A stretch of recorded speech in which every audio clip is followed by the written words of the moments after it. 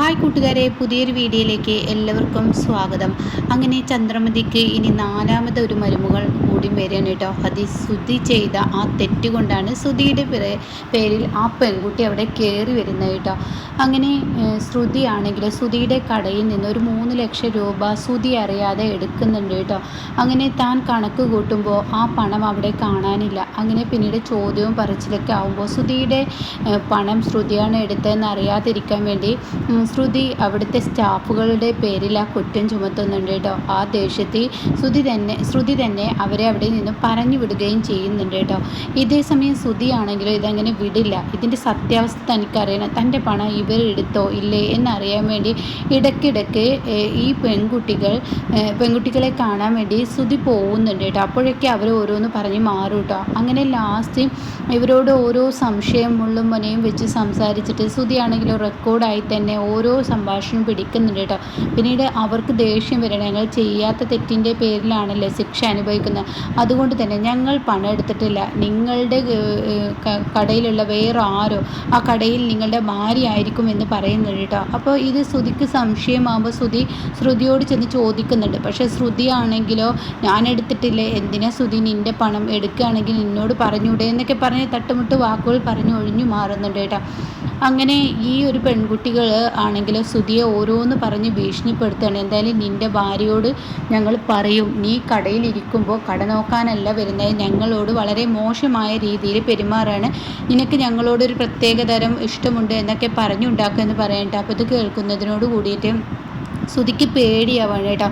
അങ്ങനെ ശ്രുതി ആണെങ്കിലോ ഈശ്വര ഞാൻ പെട്ടല്ലോ, എല്ലാം കൊണ്ടും പെട്ടു, എൻ്റെ 3 ലക്ഷവും പോയി. അതുമാത്രമല്ല ഇപ്പം ഇങ്ങനെ ഒരു പ്രശ്നവും എൻ്റെ പേരിൽ വരുന്നു. അപ്പോൾ ഇനി ഇതിൽ നിന്ന് രക്ഷപ്പെടുന്ന എനിക്ക് എന്താ വഴി എന്നൊക്കെ ഇങ്ങനെ ശ്രുതി ചിന്തിക്കുകയാണ് കേട്ടോ. അപ്പോൾ ശ്രുതിയുടെ ഫ്രണ്ട് ഉണ്ടല്ലോ, പാർക്കിലെ ഫ്രണ്ട് ഉണ്ടല്ലോ, അവനെ ചെന്ന് കാണാണ്. അപ്പോൾ അവൻ പറയുകയാണ് അവരെ കൊണ്ട് തന്നെ സത്യം പറയിപ്പിക്കാടാ, കാരണം അവർ നിന്നെ ഏത് രീതിയിലാണ് കാണുന്നതെന്നും ആ പണം അവരെടുത്തോ ഇല്ലേ, അതന്നെ ആരാ എടുത്തതെന്നറിയാം. കാരണം അവർ ഓരോ പ്രാവശ്യം നിൻ്റെ കടയിലോട്ട് വരുമ്പോൾ ഓരോ സാധനങ്ങളായിട്ട് ഇങ്ങനെ എടുത്തു കൊണ്ടുപോകുമല്ലേ, അങ്ങനെ ശരിയാവില്ലേ. നീ എന്തായാലും അവളുടെ ഭർത്താവില്ലാത്ത സമയത്ത് അവളുടെ വീട്ടിലോട്ട് ചെല്ലുമെന്ന് പറയണേട്ടാ.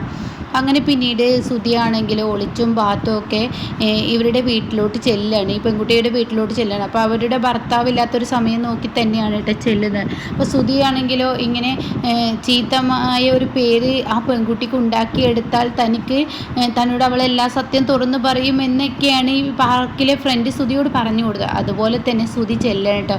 ശ്രുതി തൻ്റെ കയ്യിലൊരു മുല്ലപ്പൂവൊക്കെ കെട്ടിയിട്ട് പതിയെ ഇങ്ങനെ അവളടുത്ത് ചെല്ലുകയാണ്. അപ്പോൾ അവളാണെങ്കിലും പിന്നീട് അവിടെ നടക്കുന്ന ആ ഒരു സംഭവം നമുക്ക് മുന്നിൽ കാണിക്കില്ല. അങ്ങനെ അവിടെ ആൾ കൂടുന്നതും അവളെ ഒച്ച വെച്ച് നാട്ടുകാരെ വിളിച്ചു കൂട്ടുന്നതും പിന്നീട് ശ്രുതിയെ ഒരുപാട് നാട്ടുകാർ തല്ലുന്നതൊക്കെയാണ് കേട്ടോ. വൃത്തികെട്ടവനെ, ഒരു കല്യാണം കഴിഞ്ഞ പെൺകുട്ടിയുടെ അടുത്ത് ഭർത്താവില്ലാത്ത സമയം നോക്കി ഇനി ഇങ്ങനെയൊക്കെ മോശമായ രീതിയിൽ പെരുമാറും എന്നൊക്കെ പറഞ്ഞിട്ട് നാട്ടുകാർ ഒരുപാട് പൊതുരെ തല്ലുന്നുണ്ട് കേട്ടോ.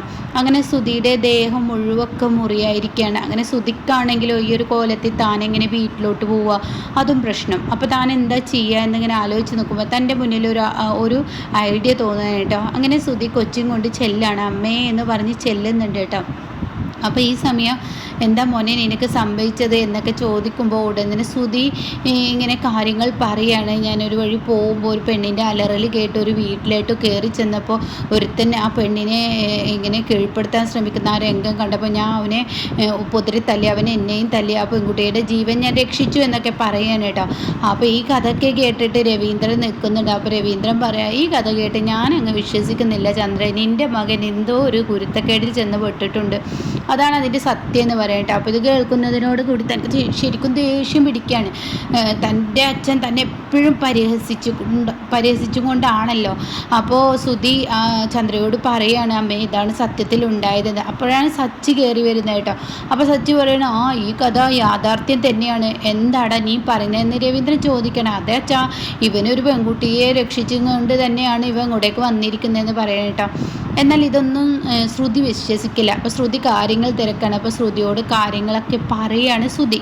അങ്ങനെ പാർക്കിലെ ഫ്രണ്ട് പറഞ്ഞത് പ്രകാരം ഞാൻ അവളുടെ വീട്ടിലോട്ട് പോയി, പിന്നീട് അത് എനിക്ക് തിരിച്ചടിയായിട്ടാണ് കിട്ടിയിരിക്കുന്നതെന്ന് സത്യമൊക്കെ ഇങ്ങനെ വെളിപ്പെടുത്തണം കേട്ടോ. ഈ സത്യങ്ങളൊക്കെ കേൾക്കുമ്പോൾ ശ്രുതിയോട് ദേഷ്യപ്പെടാൻ, ഇനി ആ പാർക്കിലെ ഫ്രണ്ടുമായി ഒരു കൂട്ട് വേണ്ട.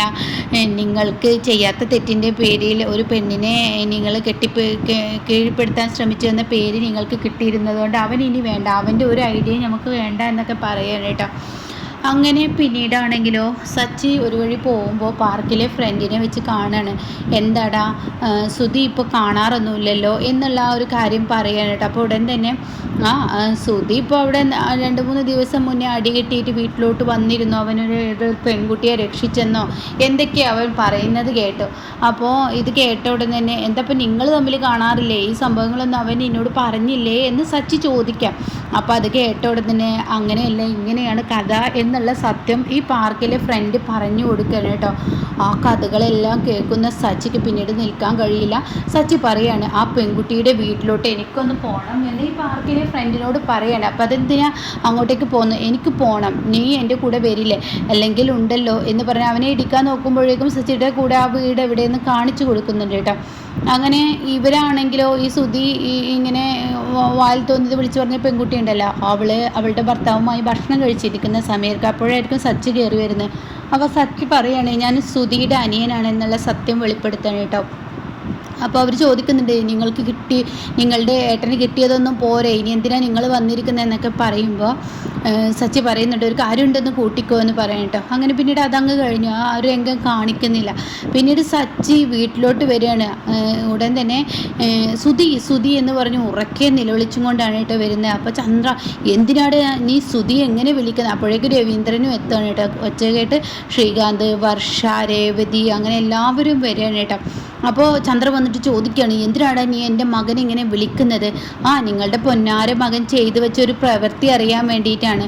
അപ്പോൾ ശ്രുതിയാണെങ്കിൽ ആകെ പേടിച്ച് നിൽക്കുകയാണ്, എന്താണ് ഇപ്പോൾ ഇവൻ എന്ത് പരിപാടിയുമായാണ് വരുന്നത് എന്നുള്ള ഇങ്ങനെ ചിന്തിച്ച് നിൽക്കുകയാണ് കേട്ടോ.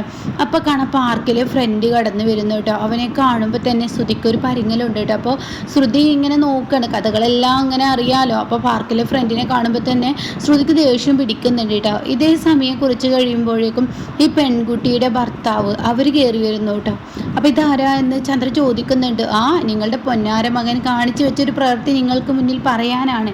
എന്തായാലും ആ സത്യം നിങ്ങൾ അറിയണം, നിങ്ങളുടെ മകൻ യാതൊരുവിധ തെറ്റും ചെയ്യില്ല എന്നൊരു തോന്നൽ നിങ്ങളിലുണ്ടല്ലോ, എന്നാൽ അത് നിങ്ങൾ അറിയണം എന്നൊക്കെ ഇങ്ങനെ പറയാണ് കേട്ടോ. അങ്ങനെ ഈ സമയം കുറച്ച് കഴിയുമ്പോഴേക്കും ഈ പെൺകുട്ടി എത്താണ് കേട്ടോ. ഇതിനെ കാണുന്നതിനോട് കൂടിയിട്ട് സുധി ആകെ പരിങ്ങാണ്. അങ്ങനെ ഏതാടാ ഈ പെൺകുട്ടി, നിങ്ങളുടെ 4ാമത്തെ മരുമകളാണെന്ന് കൂട്ടിക്കോ. അത് കേൾക്കുന്നതിനോട് കൂടി ചന്ദ്രമതി വായിൽ തോന്നിയത് വിളിച്ച് പറഞ്ഞ നിന്നെ ഞാനുണ്ടല്ലോ. അപ്പോഴേക്കും രവി പറയണേ സച്ചി വിളച്ചിനെ നിർത്ത്, കാര്യം എന്താ വെച്ചാൽ പറ എന്ന് പറയണേ. അപ്പോൾ സച്ചി പറയാ അച്ഛാ നിങ്ങളുടെ മകൻ അന്ന് അടി കിട്ടി ഇങ്ങോട്ടേക്ക് വന്നില്ലേ, അപ്പോൾ ആ സമയം അവൻ പറഞ്ഞ കള്ള എല്ലാവരും അങ്ങ് ഏറ്റെടുത്ത് അവനെ വാനോളം പുകഴ്ത്തിയില്ല, ഒരു പെൺകുട്ടിയുടെ ജീവൻ രക്ഷിച്ചു എന്നാൽ ഇതൊന്നും അല്ല കഥ, ഇവൾ പറയുമെന്ന് പറഞ്ഞ് അവളെ കൊണ്ട് പറയിപ്പിക്കുന്നുണ്ട്. അപ്പോൾ അവൾ പറയാണ് മുല്ലപ്പൂവൊക്കെ കയ്യിൽ കെട്ടിയിട്ട് അവൾ എൻ്റെ അടുത്തോട്ട് സുധി എൻ്റെ അടുത്തോട്ട് വന്നിരുന്നു. എന്നിട്ട് സുധി എന്നോട് പറയാ നിൻ്റെ ഭർത്താവിനെ നീ ഒഴിവാക്കിക്കോ, ഞാൻ നിൻ്റെ കഴുത്തിൽ താലി കെട്ടിക്കോളാം, എനിക്ക് നിന്നോട് വല്ലാത്തൊരു ഇഷ്ടമാണ്, നീ എൻ്റെ കമ്പനിയിൽ പണിയെടുക്കുന്ന അന്നേ മുതൽ നിന്നോട് പ്രത്യേക ഇഷ്ടമായിരുന്നു എന്നൊക്കെ പറഞ്ഞിട്ട് ഈ പെൺകുട്ടിയുടെ കയ്യിൽ കയറി സുധി പിടിക്കാൻ നോക്കിയ ആ ഒരു രംഗം കേട്ടോ. അപ്പോൾ ഇത് കേൾക്കുന്നതിനോട് കൂടി ചന്ദ്രമതിയും അതുപോലെ വർഷയും എല്ലാവരും ഇങ്ങനെ ഞെട്ടി നിൽക്കണം കേട്ടോ. അപ്പോൾ വർഷ പറയണേ എന്തായാലും ഒരു കമ്പനിയിൽ പണിയെടുക്കുന്ന, ഒരു ഓഫീസിൽ പണിയെടുക്കുന്ന അവരുടെ അടുത്ത് നിന്ന് ഇത്രയും മോശമായ ഒരു പെരുമാറ്റം സുധിയേട്ടൻ ചെയ്ത് തീരെ ശരിയല്ല. ഞങ്ങളെല്ലാവരും ജോലിക്ക് പോകുന്നവരല്ലേ, അവരുടെ മാനേജർമാരിൽ നിന്ന് തന്നെ ഇങ്ങനെ ഒരു പെരുമാറ്റം ഉണ്ടാകുന്നത് അത് ശരിയല്ല, എന്ത് ചീപ്പ് പരിപാടിയാണ് ചെയ്തിരിക്കുന്നതെന്ന് പറയാം കേട്ടോ. അപ്പോൾ ചന്ദ്രമതി പറയണം എൻ്റെ കുഞ്ഞിങ്ങനെയൊന്നും ചെയ്തിട്ടുണ്ടാവില്ല, ഇതൊക്കെ കെട്ടിച്ചമച്ച കഥയാണ്, ഇവൻ പറയുന്ന കഥയാണ് സത്യം എന്ന് പറയട്ടോ.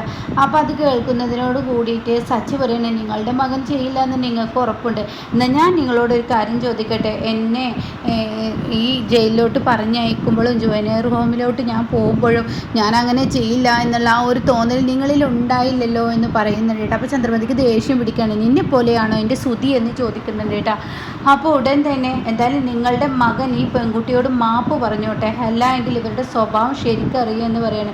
അപ്പോൾ സച്ചിയാണെങ്കിൽ ഇവരെ കൊണ്ടുവരുന്നത് ആ പ്രശ്നം തീർന്നില്ലേ, ഇനി ഞങ്ങളെ വിട്ടേക്കെന്ന് പറയുന്നത്. അപ്പോൾ സച്ചി പറയുന്നുണ്ട് അങ്ങനെ വിടാൻ പറ്റത്തില്ല, ഒരു പെൺകുട്ടിയോട് ഇത്രയും മോശമായ അവൻ രീതിയിൽ പെരുമാറാൻ പാടില്ലായിരുന്നു, അപ്പോൾ അവനെ കൊണ്ട് തന്നെ മാപ്പ് പറയിപ്പിക്കണം, നിങ്ങൾ എൻ്റെ കൂടെ വന്നില്ലെങ്കിൽ നിങ്ങളെ ഞാൻ ഇടിച്ച് ശരിപ്പെടുത്തുമെന്ന് സച്ചി ഇവരെ ഭീഷണിപ്പെടുത്തുന്നത് കൊണ്ടാണ് കേട്ടോ ഇവർ വരുന്നത്. അങ്ങനെ ഇവരുടെ മുന്നിൽ വെച്ചിട്ട് ചന്ദ്രമതി ഇങ്ങനെയൊക്കെ പറയുമ്പോൾ സച്ചിക്ക് ദേഷ്യം പിടിക്കുക. തൻ്റെ മകൻ ഇത്രയും വലിയൊരു കള്ളം ചെയ്തിട്ടും സച്ചിയെ ഒരു കള്ളനാക്കാൻ നോക്കുകയാണ് ചന്ദ്രമതി ചെയ്ത്. അപ്പോൾ സച്ചി പറയാണ്, എന്തായാലും ഇവളോട് നിങ്ങളുടെ മകൻ മാപ്പ് പറയണം. അപ്പോൾ ചന്ദ്രമതി പറയണേ, ഇല്ല മാപ്പ് പറയില്ല എന്ന് പറയട്ടെ, എൻ്റെ മകൻ അങ്ങനെ ഒരു തെറ്റ് ചെയ്തിട്ടില്ല. അപ്പോൾ ഉടൻ തന്നെ സച്ചി പറയാണ് ആ പെൺകുട്ടിയോട്, നീ എന്തായാലും ഇനി പോണ്ട, നീ ഇവിടെ നിന്നോ, ഈ വീട്ടിലെ കാര്യങ്ങളെല്ലാം തീരുമാനിക്കുന്നത് നീ നിൽക്കുന്ന റാണിയായ ഇവരാണ്, ഇവരുടെ തീരുമാനത്തിനനുസരിച്ചിട്ട് ഇവരുടെ മകൻ എന്ത് ചെയ്യുള്ളൂ എന്ന് നിന്നോട് അവൻ പെരുമാറുന്നോ, നല്ല രീതിയിൽ പെരുമാറുന്നോ എന്ന് അവൻ നിന്നോട് നല്ല മാപ്പ് പറയുന്നു, അന്ന് നീ ഇവിടെ നിന്ന് പോയാൽ മതി, ഇവരുടെ 4ാമത്തെ മരുമകളായിട്ട് നീ ഇവിടെ സുധിയുടെ ഭാര്യയായി നീ ഇവിടെ നിന്നോ എന്ന് പറയണ്ട. ഇതങ്ങ് കേൾക്കുന്നതിനോട് കൂടി ചന്ദ്രമതി ആകെ ഞെട്ടിപ്പോവാണ് കേട്ടോ. അപ്പോൾ ഇതിൻ്റെ ബാക്കി റിവ്യൂ കേൾക്കാൻ താല്പര്യമുള്ളവർ ചാനൽ സബ്സ്ക്രൈബ് ചെയ്തിട്ടാൽ ഞാനിടുന്ന വീഡിയോയുടെ നോട്ടിഫിക്കേഷൻ ലഭിക്കും കേട്ടോ.